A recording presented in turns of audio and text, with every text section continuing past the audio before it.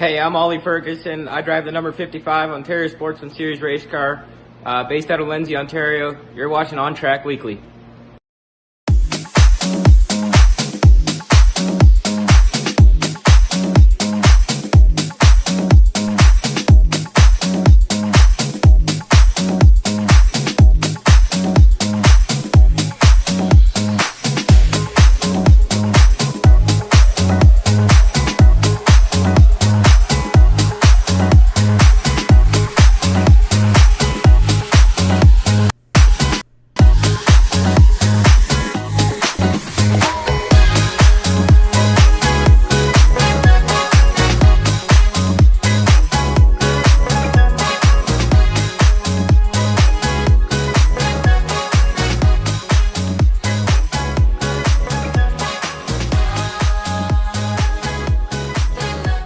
Hello, good evening, everybody. Here on GeForce TV, a special night for ONTrack Weekly because it's Daytona 500 and Family Day tomorrow. Figured we'd make a little bit of a change here since likelihood is the 500 is going to run probably into the 7 o'clock hour. I would imagine starting at 4. It typically takes about 3 hours to get it done and post-race and all that, and so we might as well do this today since the on-track action was not going to happen. And we're going to go and talk about a series that is close to my heart, near and dear, or the Ontario Sportsman Series. We'll look at their season schedule. We'll look at their results and standings from last year and see what we've got on tap for 2024. But I have to first throw out a big thank you to Ollie Ferguson from Ollie Strong Racing, who will be heading into his sophomore season in the Ontario Sportsman Series in 2024. To thank him for doing the intro for tonight, and his ride from last year is featured on the screen below me. Beautiful number 55, and by all accounts, from what I've heard from Rob Ferguson, his dad, and of course himself too, the car for this year is going to look even better. So very exciting stuff for 2024 for Ollie Ferguson, and we'll get through how he did last year as part of the Ontario Sportsman Series. And let me get my obligatory sneeze out of the way here, and we'll get ready to go. All right, so Ontario Sportsman Series is back for 2024, so I got to support some of the Ontario Sportsman Series drivers. We've got the Shawn Mangian shirt on right now, the Brimstone Games number 47 team from last year. We'll take a look at their series schedule for 2024, and we'll definitely take a look at last year's results. Being a part of this series is an absolute blast, and obviously we were going to plan to do Sauble Speedway this week. Unfortunately, the prep with each week, I have to have certain materials, and unfortunately, those just aren't ready yet. So we're going to delay the Sauble Speedway week, and we'll focus that hopefully when we do get that stuff in. But tonight will be the Ontario Sportsman Series. We'll take a look. And of course, if you have any other points of conversation you want to talk about, including the Daytona 500, we can definitely squeeze that in today. Lots of great stuff that's been happening. Obviously, New Smyrna Speedway, the Truck Series, ARCA Series have already competed. We're still waiting for the Xfinity Series tomorrow at 11 o'clock, and then the Daytona 500 at 4. So it sucks if you're out there in Daytona right now because not much to do at the track today. Luckily, you'll be able to give yourself an extra day. Hopefully, people are able to, I think what you've got to do if you go down to Daytona is make sure that you plan to stay an extra day or two, really, the way it seems like it's been the last couple of years in Florida. But we'll go a little bit closer to home now as we talk about the Ontario Sportsman Series. Of course, if you're not familiar with the Ontario Sportsman Series, formerly, and really what kind of is, it's an extension of the former CASCAR Super Series, was known as a CarQuest Sportsman Series back in 2000. And in 2007, when NASCAR came in and bought CASCAR, this was not included. The Sportsman Series did not go with it. So this series stuck around, and thanks to Dave Alexander, was created with the NSCA, known as the National Stock Car Association. That was their sanctioning body. And it started off quite hot, actually, with names like Steve Robley competing in this series, and names that really were part of CASCAR but maybe couldn't make that jump into the NASCAR banner. Some guys eventually did, like the McGlyns, but and Bob Merrifield, for example, but other names just stuck in this series, and it's exactly what you kind of want, is a stock car series that is a little bit more affordable. Unfortunately, with the NASCAR Canada series, it isn't as affordable as it used to be years ago. And if you want to stay closer to home, this is your option. So we're going to go in and take a look at the 2024 schedule for the Ontario Sportsman Series. And we're going to do that on their website, ontariosportsmanseries.ca. I know for facts that we've put a ton of work into revitalizing and reimagining this website. There was a lot of stuff that needed to be fixed and updated, and so there's a lot more work going on for 2024, just in terms of keeping it fresh and keeping it interesting and new and inviting. It is a tough thing for a racing series to be inventive, to try and bring it back. And unfortunately, OSS did have a couple of really tough years. If we go back to 2021, there was a period where it was really, really looking shaky that the series may not even have survived outside of after the COVID period. And luckily, when Dave parted company with the series, eventually retiring from being in charge, Mike Herniak, Mark Hall, Maurizio Cocci came together to keep it alive for 2021 before Maurizio Cocci officially took it over in 2022. And now we're going into our third season with Maurizio at the helm. Maurizio is a former CASCAR racer himself, actually, raced in the sportsman division. Oh, geez, I don't know how far back you have to go for that, but he drove the number 80 and was a longtime partner in racing for Mike Herniak, and now has been at the helm as the series director for the last couple of seasons.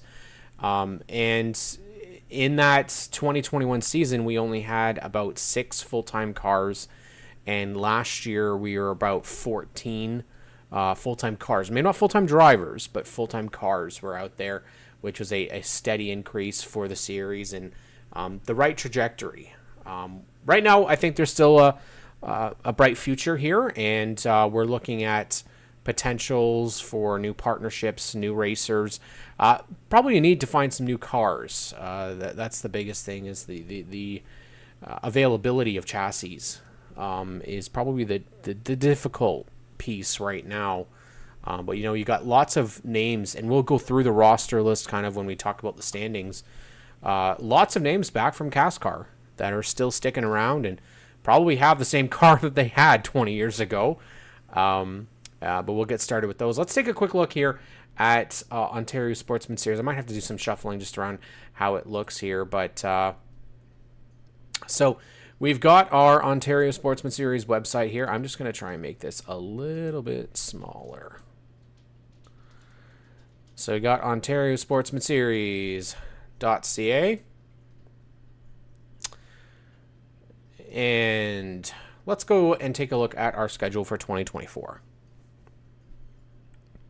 So once again, the series is going to make its return to Delaware Speedway, and May 17th is going to be our season opener at Delaware. Last year, we had a really tough go of it for Delaware Speedway. A lot of rain, unfortunately, and it kind of put a damper, no pun intended, on our season opener, which was supposed to be the CASCAR Reunion 100 presented by Derek's Mowers and Blowers. But unfortunately, a lot of that part of the festivities did get kind of cut down. The race, we were able to put it in thanks to the amazing people at Delaware Speedway. They made the call to put the amazing team at Delaware put the OSS on first as a touring series. And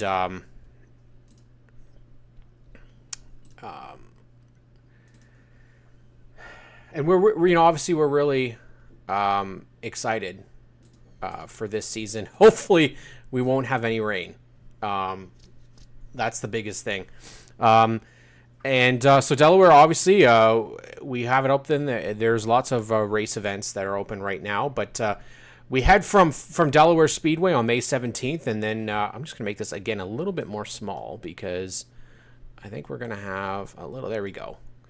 June 1st, we head out to Varney at Full Throttle Motor Speedway. You want to talk about a crazy racetrack for these guys. There is not any room for error at Full Throttle on June 1st.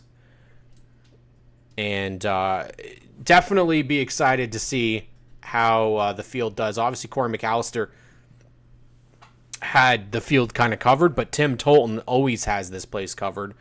And those were our two winners last year. But Sunset Speedway on June 15th. What's really exciting about this is the first responders night. And we're really excited about the opportunity to put something on great for the first responders. Sauble Speedway back on June 29th. We'll have to talk about them as well. A lot of craziness that happened there. We'll head back to Delaware on July 12th. Now, that will be the season for Delaware in the OSS. There will only be 2 events at Delaware because of an event that's been added. So we'll talk about that in a little bit. So 2 races at Delaware. Get your horsepower in early, and hopefully you don't have any issues. Peterborough Speedway back on July 27th. That's our regular event. We typically do that race there. We'll talk about that race in just a little bit. And then Full Throttle once again on August 10th. Now, what is great to see is a return for the Ontario Sportsman Series to Flamborough Speedway on August 24th. It has been a while that we've seen Flamborough Speedway. They were not on our schedule in 2023, so we're going to head back to Flamborough in 2024 on August 24th. Sauble Speedway, and we're going to end our season on Velocity Friday at Sunset Speedway. And that is a big change as well, going from Delaware Speedway on that Friday. It's going to be a little bit different, obviously, but for Velocity, this is a big opportunity for OSS. Lots of people are at that racetrack. If you are a racer at Sunset Speedway, let's connect. If you want to become and be a part of the OSS race, there might be some rides available.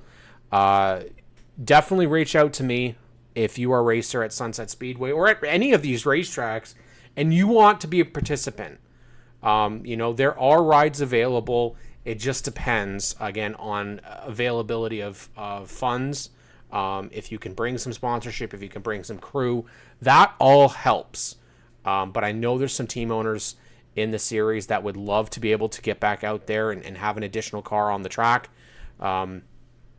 So our schedule, again, 10 races once again, except we are back on almost every track in Ontario, which is awesome. I've had some questions before about why Grand Bend is not on the schedule. It's just a matter, I believe, of sizing. That's the best answer that I can give as to why. But 10 races, 10 race championship, and we're really excited about this season for sure. I think at the end of the day, if we can have a 10 race championship come down to the last couple of races like we did last year and the last couple of seasons, then we're in good shape. But 2023 was a bit of a weird season for OSS. There was a great championship battle once again. 2022 ended with probably the best type of championship battle that we could have had. It came down to the very last race between Michael Herniak Jr. in the 15, Kevin Trevelyan in the 19, and essentially that first doubleheader, which we had at Flamborough, there was a closure of a track that we had originally had on our schedule, so we had to find a place, and Flamborough was nice enough to bump us into their schedule. We weren't able to do 100 lappers. We were able to do 240 lappers. And in that first race, just Michael Herniak Jr. just couldn't seem to get through the traffic. Kevin Trevlin was already up front, and Todd Shepard got the win. In the second race, Kevin Trevlin again able to stick around at the front of the field, finished second to Connor James, his team car, and unfortunately Michael Herniak Jr. stuck again in the back of the traffic and was not able to secure the championship. But there is a 35-year veteran getting or 30-year veteran, I guess, at the time, Trevlin being able to get a championship. It was he getting his first ever pole and his first ever victory. He got 2 victories that season. Herniak Jr. won the first race of the season, had a great start to the season, and then tailored off. Well, heading into 2023, we really didn't know what was going to happen, who was going to still be competitive, and who was not going to be competitive. We had a couple of names right off the start that we had to watch, and that was Corey McAllister coming into the series full-time from Sunset Speedway. And then Connor James was returning to the series for the first time since 2019 on a full-time basis. And then you can never count out names like Chad McGlynn. We had a rookie in Ollie Ferguson coming in, Brad Robinson returning. So we had lots of interesting names coming in. But let's take a look at our results from the 2023 season. And we'll start right at Delaware, and it was Chad McGlynn winning the CASCAR Reunion 100. We were only able to get to 56, unfortunately. The weather was the big story at Delaware last year, and Chad McGlynn won the pole.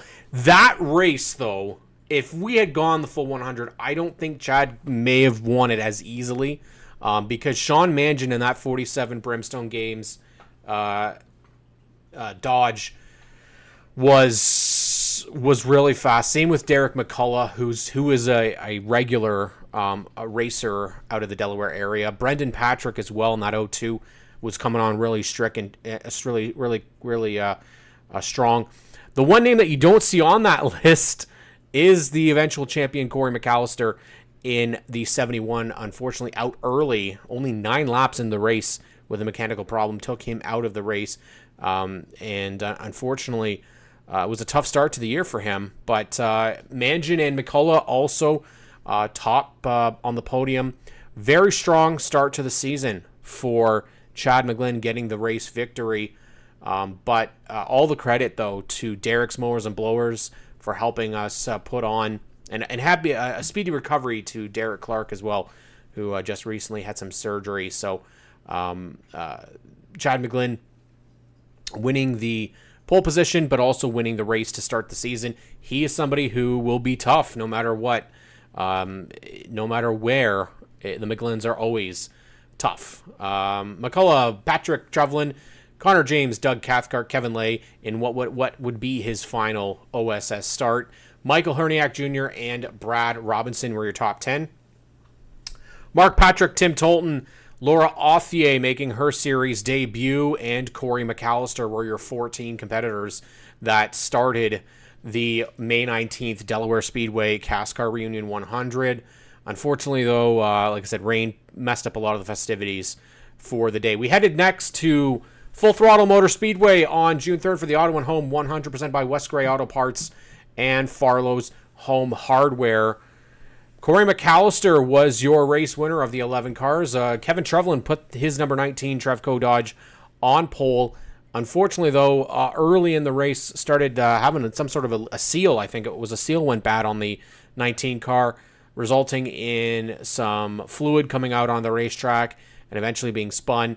He ended his race early on lap number 23. Brendan Patrick got into the wall, and I mean he clobbered it with the 0-2 out of turn 4 and finished in 10th place. Corey McAllister was the class of the field, and then coming to the end of the race, Michael Herniak Jr. makes contact. Connor James spins the number 4 around. The 4 would still finish in 3rd place. Sean Mangin finished in 4th with another strong run, and Chad McGlynn in 5th. Ollie Ferguson in his series debut finished 8th after starting at the back of the field, and a tough race for Brad Robinson, only running 79 of the 100 laps. So Corey McAllister came out and really put a solid race together after a difficult start. Now, what was very noticeable about this was that he's coming off of a last place finish and all of a sudden has to come back and does a great job in finishing right up front, starting on the outside of the front row. Didn't have the lead right away, but he got out there, and when he got out there, no one was able to beat him. June 17th, we headed over to Sunset Speedway for the Sunset Speedway 100, presented by RBC Mapleview, Soma Watches and Clocks, Von Chrysler, and Wise Water Solutions. Connor James back into victory lane in the number 4 in what was a solid performance, pretty well dominating performance. The frustrating part of racing can be not even be able to get a chance to race. Billy Zardo unfortunately felt that in for Tim Tolton in the Blackmagic Racing number 3, and unfortunately mechanical problems in practice took him out, and they were not able to get out. Billy and team worked on when I go out and say that Billy Zardo, guy's got so much heart, and so practice was probably around 4 o'clock, and they worked right up until race time, and it just wasn't able to happen. Chris Shera got out there. JRD Motorsports says they might have to try one OSS one day. We got some cars available, JRD Motorsports. You want to come out and get yourself into a possible ride, we'd love to have you and see what you can do for sure. Sean Mangin, mechanical problems. Chris Shera, mechanical problems. And then Corey McAllister from the lead in what was a dominating performance, loops it around and picks up a beer from the beer garden, thanks to Sam Moore, and ended his race early once again. That left the lead to Connor James, but it was one heck of a battle between Connor James and Brendan Patrick. Now, Brendan had never been in this position before. Yes, he'd finished third the year previously at Sunset Speedway, but to have a car like he had, he started on the outside of the front row. Brendan Patrick was trying to get back and close in on Connor James. There was the lap cars of Ollie Ferguson, Brad Robinson, Doug Cathcart just in front, Mark Patrick as well, and unfortunately just wasn't able to get there. Kevin Trevlin made contact with Doug Cathcart, saved it. There's a great video that we have of Kevin Trevlin doing the Lightning McQueen through the dirt and getting the cars straightened out. But again, another tough race for a lot of different names here. Corey McAllister once again, and you can go out and say, oh, well, this person, this driver had dominating season. Well, it didn't start very well for Corey McAllister at all. 2 DNFs in the first 3 races is not ideal for anybody. Brad Robinson, again, tough race for him. He started third but fell back. Ollie Ferguson, however, in his second career race, comes from 11th on the grid to finish in 6th. Now, Doug Cathcart, you can never count out when he is in the field. A veteran that dates all the way back to Cascar years ago. Doug Cathcart's been going at this deal for a long, long time. Chad McGlynn finished in 3rd. A track that he just has never been able to get the hang of, but it was nice to see Connor James back in victory lane for the second time in 4 races in the series, dating back to 2022. In the finale, Connor James was in victory lane coming from 5th place. Would he be able to stay up there, though, is the question mark. As we head to Sauble Speedway for a return as well. Sauble had not been on the schedule in 22, so we were returning to 23. Corey McAllister, 2-Speed Motorsports, back in victory lane at Sauble Speedway, and this was another dominating performance. Unfortunately for Rick Bastian, making his OSS debut, it was an early exit for the number 3. Unfortunately, only 58 laps, with a mechanical problem. Brad Robinson's bad luck continued. And again, it's all about having the start to the season go very well. Unfortunately for Brad Robinson, it wasn't a good start. Neither was the race for Brendan Patrick. Ollie Ferguson had a bit of an off race for his first start at Sauble Speedway for the Race in the Waves 100. Mark Patrick and Ollie Ferguson, they were in a battle the entirety of that race. Didn't leave each other, it felt like, the entire 100 laps. And in fact, right near the end of the race, Connor James was right on Corey McAllister's tail because Ollie Ferguson and Mark Patrick were having a battle just in front of the leaders. And it was close. It came right down to the wire and to the line. Corey McAllister was able to win, though. Chad McGlynn keeping up the solid finishes in third place. Michael Herniak Jr. in fourth. And again, we talked about that wily veteran Doug Cathcart coming back and finishing fifth, and he was involved in several wrecks. Second career pole for Derek McCullough, but he comes back and finishes in sixth place. Kevin Trevelyan in seventh. Sean Mangin in eighth. So things started to change a little bit as we headed back to Delaware Speedway for what was going to be our second of three events, but it got rained and canceled. We were looking really good. Amber Balkin was going to come in and make a start in the OSS. The field was looking pretty good, and it was no pops. I don't have notes on this. This is all from memory. So we had Amber Balkin there. We were going to have Sean McGlynn. We had a really nice field of cars, and they showed up, and it poured buckets. And unfortunately, there was no salvaging that night. We couldn't reschedule, so unfortunately, this round did end up being canceled, so we ended up with a 9-race championship instead of a 10-race championship. Let's head over to Peterborough Speedway on July 29th. Now, this was probably the most controversial finish. Not the most controversial race. Most controversial finish. For the Irving Oil 100 at Peterborough Speedway, always puts on a fantastic race for us, except our drivers, for whatever reason, forget how to race, it seems like, at Peterborough, and it's just contact city and wrecks and not a lot of cars finishing. And the previous year, Kevin Trevelyan was able to start on pole, and he and Mark Patrick put on a heck of a show. Chad McGlynn was probably involved in like 3 spins, which is so unlike him.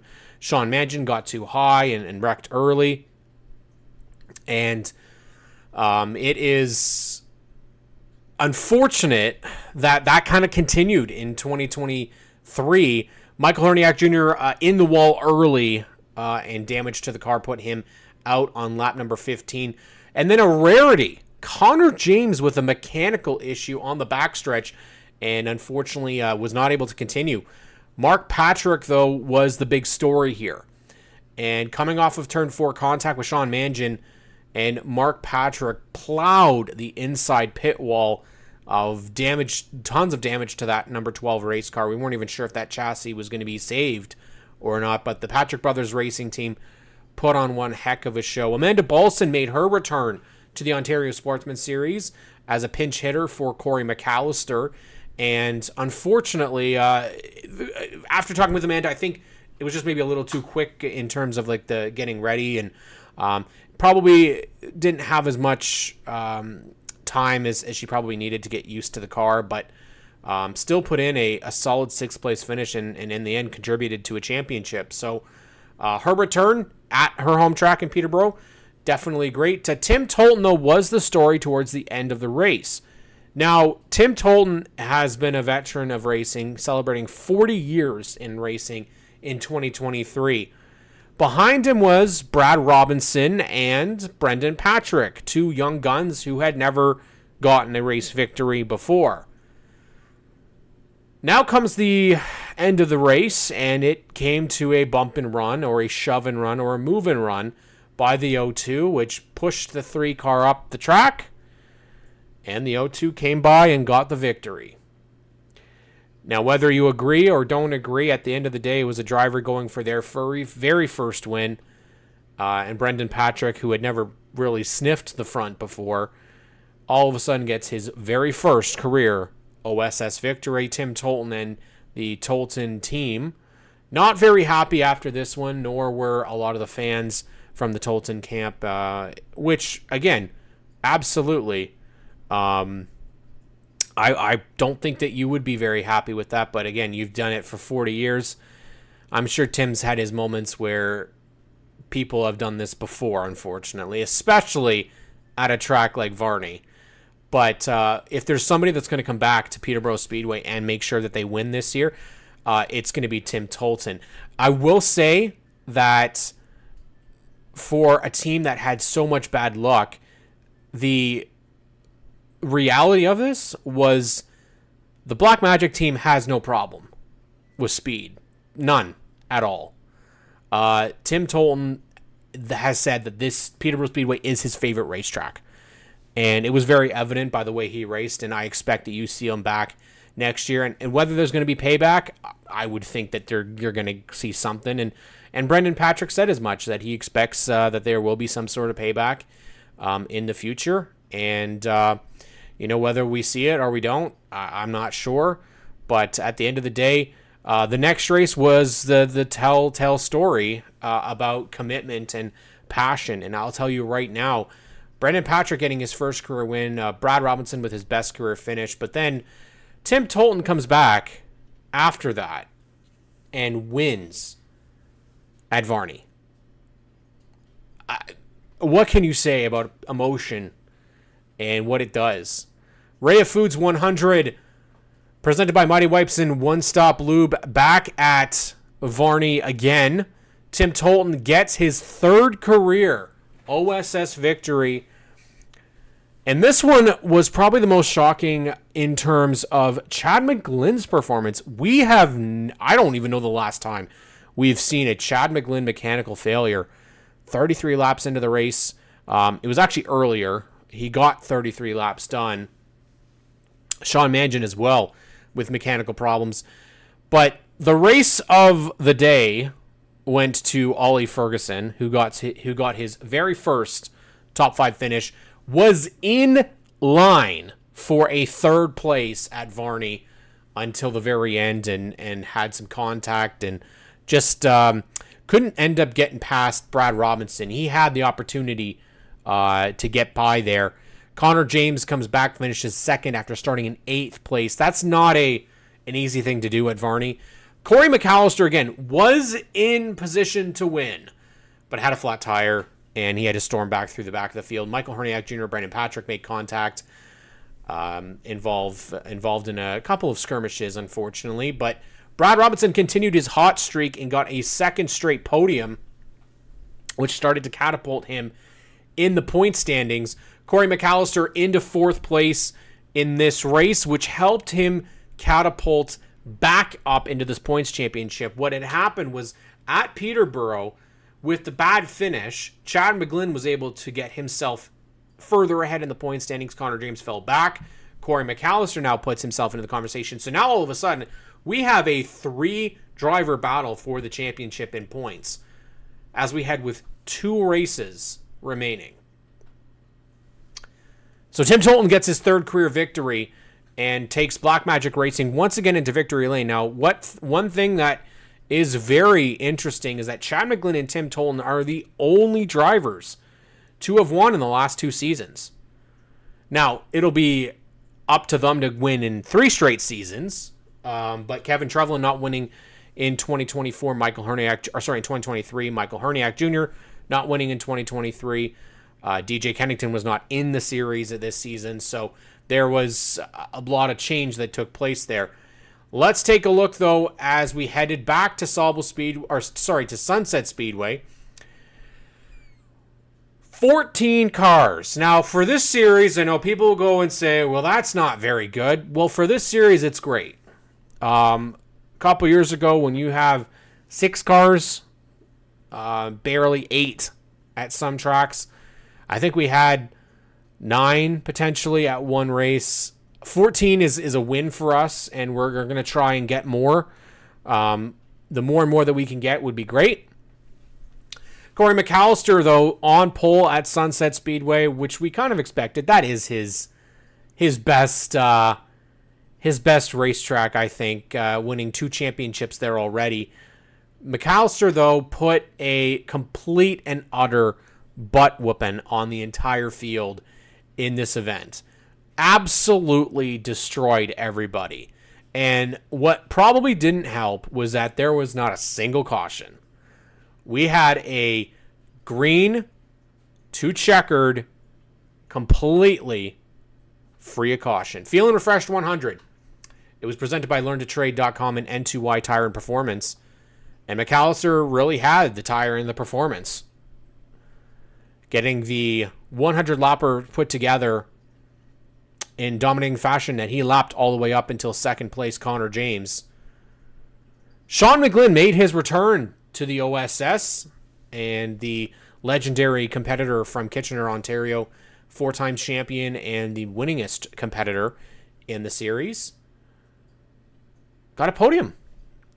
He barely beat out Brad Robinson, actually. Brad was going for his third straight podium in a complete turnaround of his luck. And yes, Billy Zardo, he was lucky there was no caution. Billy Zardo, in the conversation here, was in the conversation early until I can't remember exactly what Billy had said. If it was brakes, I think it was that he lost brakes. But Billy Zardo started back in 9th and made his way up to 3rd in the first 50 laps. And that was actually one of the best stories of this race, because it actually, with Corey McAllister kicking everybody's tail, there needed to be some battles. And unfortunately, Doug Cathcart came all this way. And for those that don't know, he travels from Richmond, Ontario, which is down near the Ottawa area. And he travels the farthest distance, and unfortunately, he only made 17 laps. Ollie Ferguson had a mechanical failure as well. Tim Bourne, who had joined the series, taking over actually Todd Shepard's old vehicle, finished in 12th. Didn't finish. He had a mechanical problem, unfortunately, on lap 69.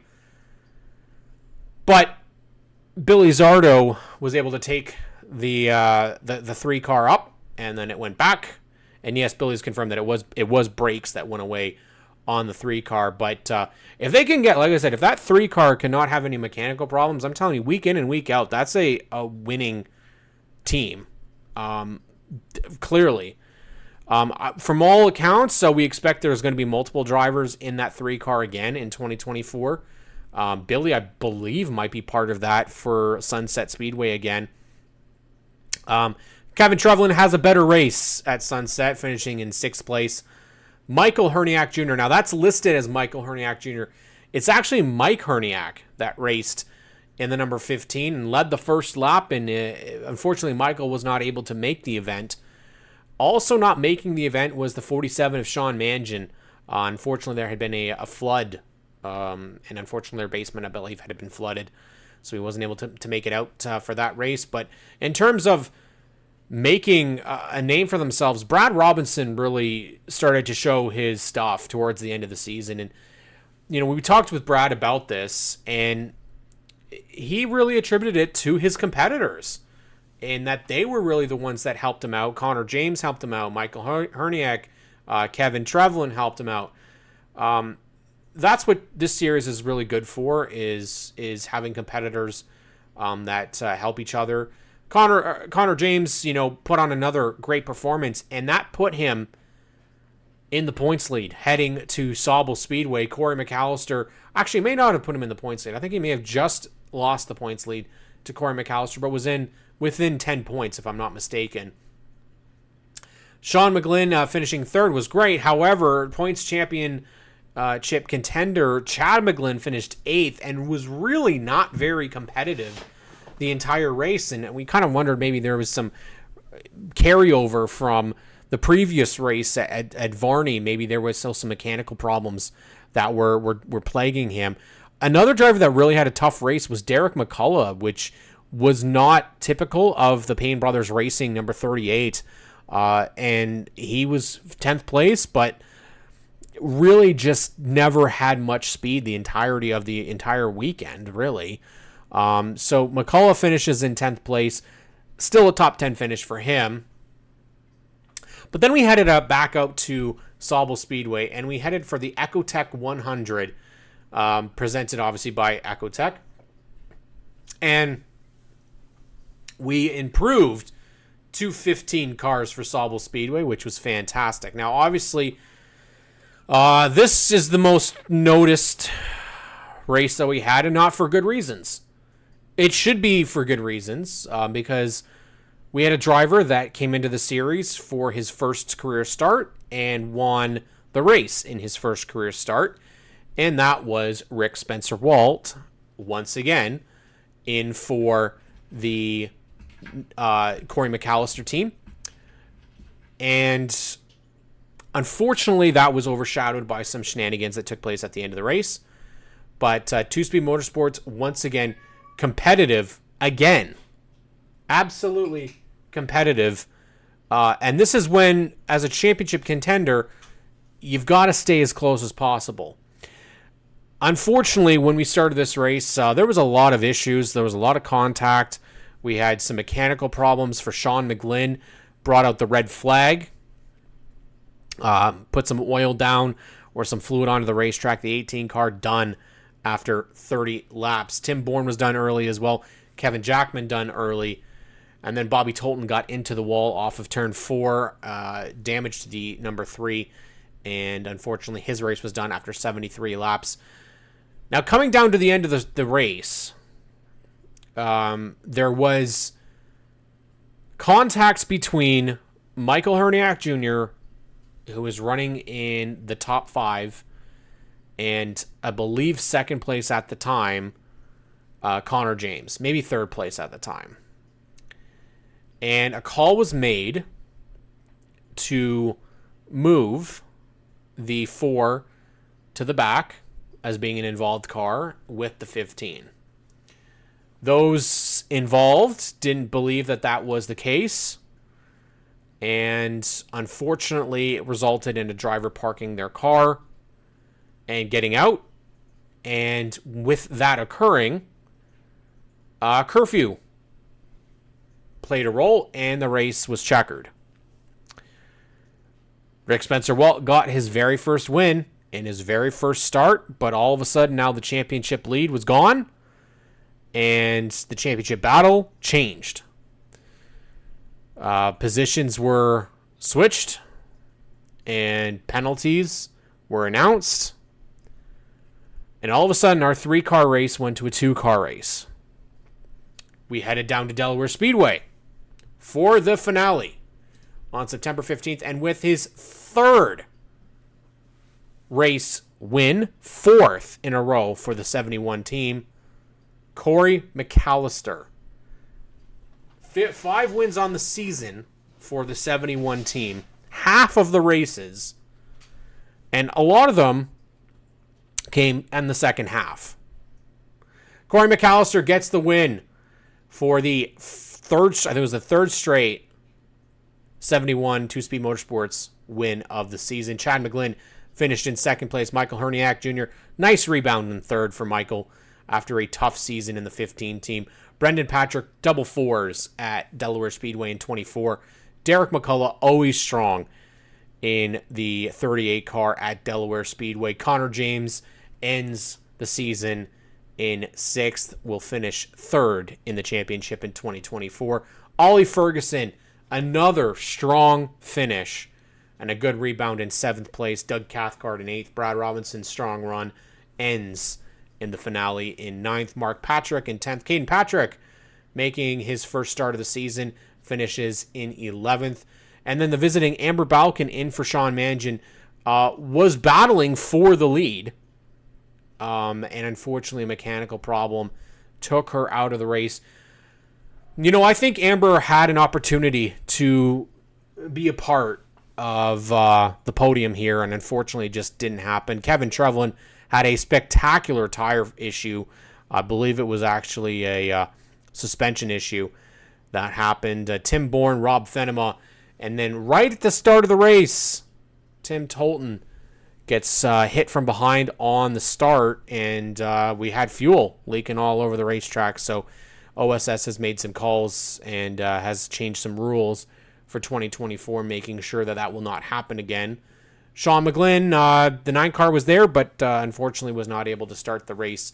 We had a solid 17 cars in the finale. However, a bit of a mess in the finale for some of those guys. We would love to have more drivers come out and compete for the OSS. Like JRD Motorsports mentioning, you know, maybe we'll have to come out and try one. We'd love to have a. One thing to note, though, no Superstocks allowed in OSS. Let's take a look at our standings for 2023. Corey McAllister was your champion in quite a dominating fashion in the end over Chad McGlynn. Connor James in his return finishes in third place. Michael Herniak Jr., Brendan Patrick, only 7 points between those two. Brendan Patrick finishes fourth in the championship once again, finished fourth back in 2021. Michael Herniak Jr. in what was a tough season,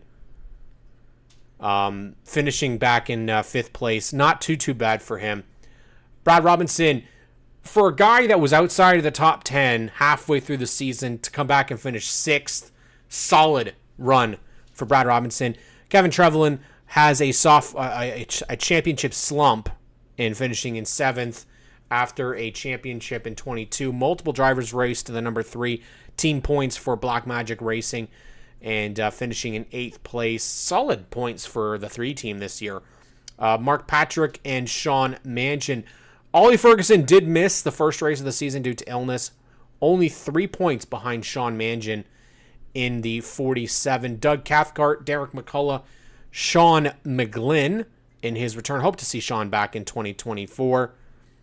Tim Bourne made his series debut. Kevin Lay, Caden Patrick, Chris Shera, Laura Authier, Kevin Jackman, and Rob Fenema are your 21 drivers that competed in the Ontario Sportsman Series in 2023.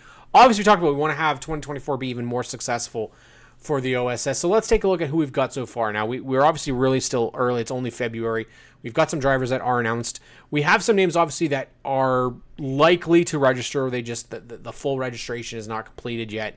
So we'll talk about those guys. Here are your full completed registrations so far. Chad McGlynn returning, Ollie Ferguson returning, and Corey McAllister returning for 2024. In fact, Corey McAllister is listed as being full-time in 2024.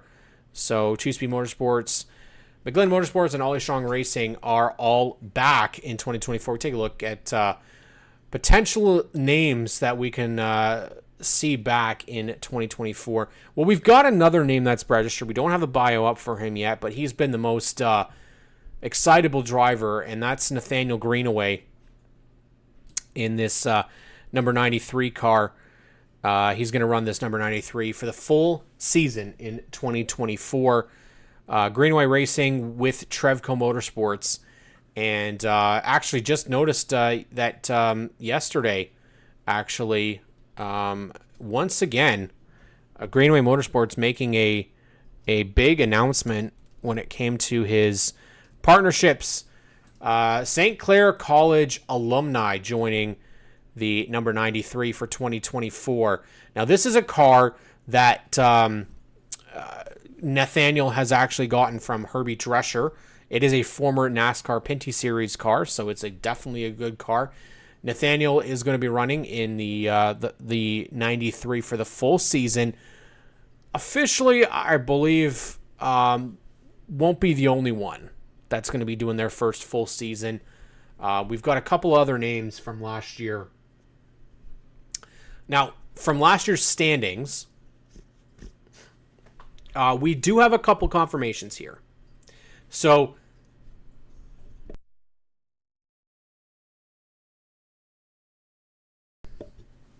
the likelihood is Corey McAllister, we know, is back.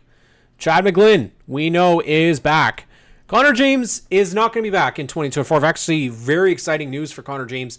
He is going to be running the JAGS CRA Superstocks, or Street Stocks, series in the United States in 2024. So, awesome news for Connor. He's going to go in and make that. I'm not sure what's going to happen with that car. I believe that was a Brent Weller car, and love to know if they're going to run that 4 car at some point. If it gets it back out on the racetrack, that would be great. We want to have as many cars as possible. We can expect, I believe again, it's likely you'll see the O2 of Brendan Patrick. I'm not sure in what capacity. Same with Michael Herniak Jr. I think we can expect to see him back. Kevin Trevelyan, expect him for a full season. The 3 car, we can expect it to be back for the full season. Mark Patrick, not sure in terms of how much we'll see, Mark, if he's going to be full season or not. Sean Mangian, I think we can expect to see him back as well. Ollie Ferguson is back, and he'll be back for the full campaign once again. Doug Cathcart, not sure what's going to happen with Doug. He's typically out for a couple of races every year. Derek McCullough, same thing. Not sure about him. Sean McGlynn said he's hoping to. Tim Bourne, not sure what's happening with Tim. Don't have a lot of communication with that team. Same with I don't believe we're going to see Rob Fenham on the 22. Not sure about Kevin Jackman. Chris Shera, I think we potentially will see them in a little bit more of an expanded role. Kevin Lay, however, is not expected back. Kevin sold his car last year and actually went to Corey McAllister. So Kevin's a little busy at home with two young twins. Laura Authier, though, is expected to make her first ever full season in OSS. And going all the way back to at least 2016 since the last time we've had a female competitor run more than one race. Last year we had 3 female competitors compete in our series, but looking at 2024, the options are really looking quite good. And you can find some of our Ontario Sportsman Series competitors out at the racetrack, obviously, in the summertime. But at Motorama, we will have some cars on display. There will be an Ontario Sportsman Series booth at Motorama. You can expect to see Corey McAllister there. Of course, he'll have Two Speed Motorsports there in a big capacity. Ollie Ferguson, our most promising talent from 2023. And Nathaniel Greenaway, who's coming in as a brand new competitor in 2024. You can expect to see a couple other names. Our management team should be there for the full 3 days. And, obviously here on G-Force TV, we're hoping to do some good stuff with OSS this year and hopefully have opportunities.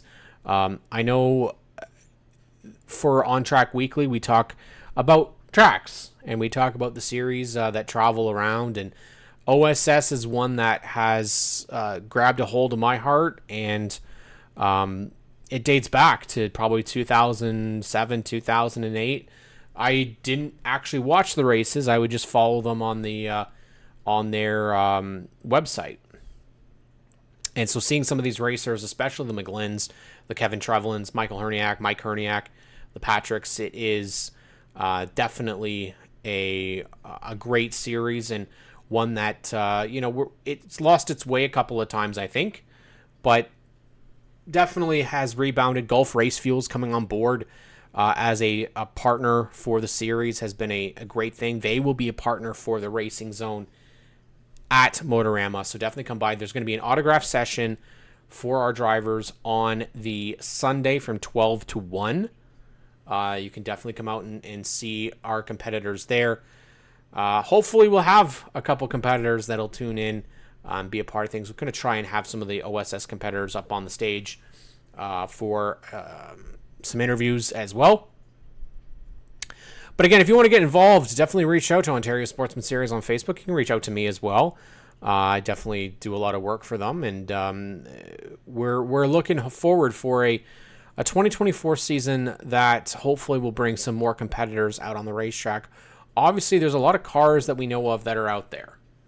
I think there's the one thing that we have to think about, which is there's probably a lot of cars that are out in people's barns or their garages, and there's cars out there that haven't seen the light of day in a couple of years, but these are old CASCAR race cars. So if somebody has an old CASCAR chassis, an old NASCAR Pinty Series chassis, or a Canadian Tire Series back then,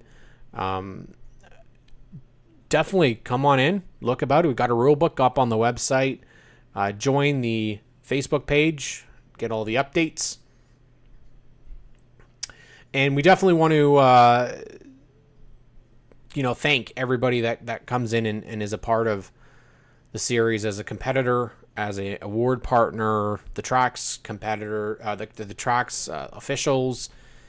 There's a lot of things that it takes. Obviously, we have to have the officials that put on the show, And especially the partners and the fans. And creating a fan base is not always the easiest thing to do. I can speak from experience trying to do a podcast and then another podcast and then another podcast. It isn't always the easiest thing to do that. And we're definitely looking forward to the 2024 season. Again, we would love to have more people out. If you want to be a part of a... Kevin Trevlin says, contact me if anyone needs any information or has questions. Kevin Trevlin's been doing this deal for quite a while. He's been at it for over 30 years and routinely puts 3 to 4 cars, works on at least 5 cars in the series, plus dirt racing cars. So if you need to know anything about wanting to come out and run, Pops Campbell, like a perfect example, if you want to come and run a race at Sauble Speedway, or if you have somebody at Sauble Speedway you'd want to put in an OSS car, there's opportunities there, and they're definitely also looking for crew members. And that's, I think, the one thing that people forget about is a lot of teams don't have a lot of people. Kevin Trevlin typically shows up by himself. I know Chris Shera, there's just the 2 of them last year. Chris and I think his brother were there, and that was about it. So definitely, crew members, again, if you want to be part of things, just reach out. We can put you into contact with our series officials. We can put you in contact with some competitors. Lots of blank space on some race cars out there, so we definitely want to bring you in. And I think like a perfect example would be a combination effort with CGC Racing. If you guys are up at Sauble Speedway and OSS is there, OSS, Trevco always looks for team members, and if you guys want to help out a team, right there, CGC, if you guys want to go out there and do some work and try to help out a team member, Trevco potentially, there's options right there. So, you know what? ONTrack Weekly on a special night, Daytona 500 tomorrow, as well as the Xfinity Series. I'm personally looking more forward to the Xfinity Series race tomorrow. I prefer that.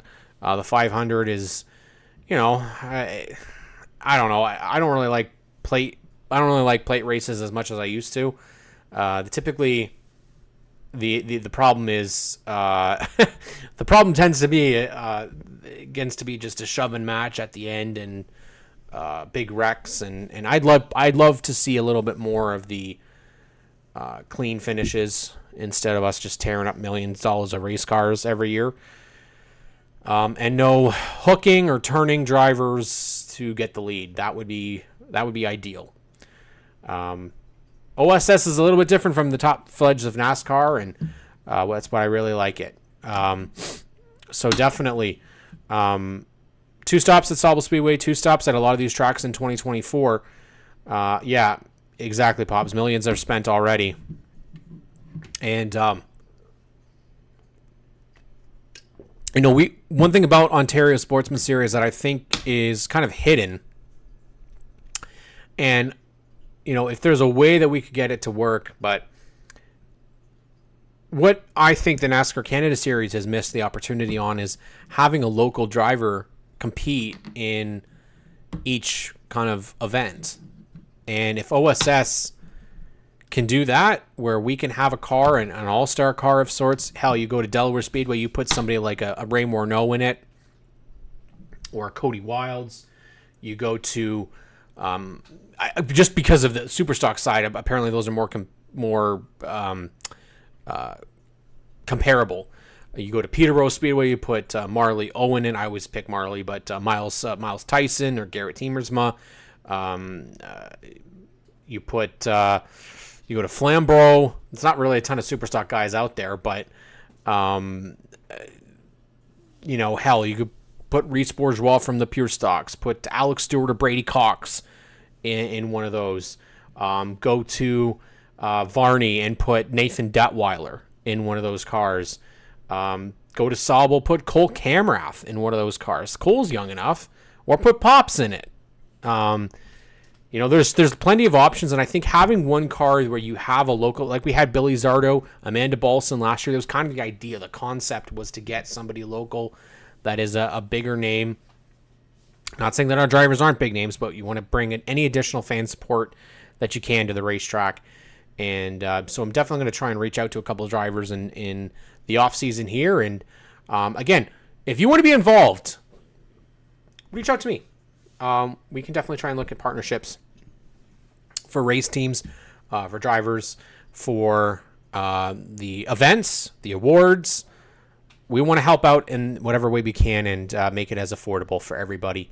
Definitely. But now that I'm talking about it, this might be a really fun idea to try and get some of these names to come out and be a part of things. Of course, we have to have some money. You have to be able to afford a couple of those seats, but because it's not free. But we definitely want to go out there and have a great season. But it's Daytona 500 weekend. It's going to be a Daytona 500 Monday. But Xfinity Series to start the day. So a full day of racing. That's why we did a special episode for you guys here tonight. Ontario Sportsman Series. Hopefully we'll get Sauble Speedway's information so that we can get that up and get that ready. But we are really excited. It's racing season already a go. But thanks to everybody that's tuned in tonight. We really appreciate it. And have yourselves a great week. And let's have some fun tomorrow.